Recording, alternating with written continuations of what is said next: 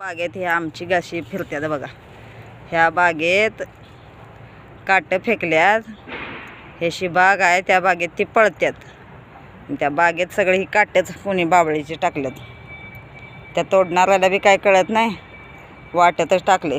नाहीतर कुत्र्यांच्या त्या मेंढरांच्या म्हशींच्या पायात घुसतील असं काय नाही, जनावरांच्या पायात घुसतील. बाजूला टाकावे सगळं टाकलेलं. आत्ता पेटवलं मी. पेटवायचं आत्ता, पेटवायचं नंतर पेटवायचं म्हणून शेवटी म्हटलं पेटवूयाच आता. केवढी काटा आहेत म्हटलं, मलाच कसं तर वाटायलं म्हणून शेवटी आता आज पेटवलीतच. जाऊ दे तिकडं म्हटलं. निम्मी जळल्यात, निम्मी जळायचे आहेत ना.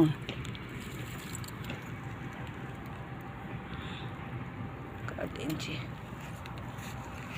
ही अशी काटा आहेत, अशी वाटतच तोडून टाकल्यात कुणी. आणि धनगरांचीच कामं असतील आणि त्यांच्या एवढं लक्षात आलं नाही. मेंढरांच्या पायात घुसतील नाहीतर काय.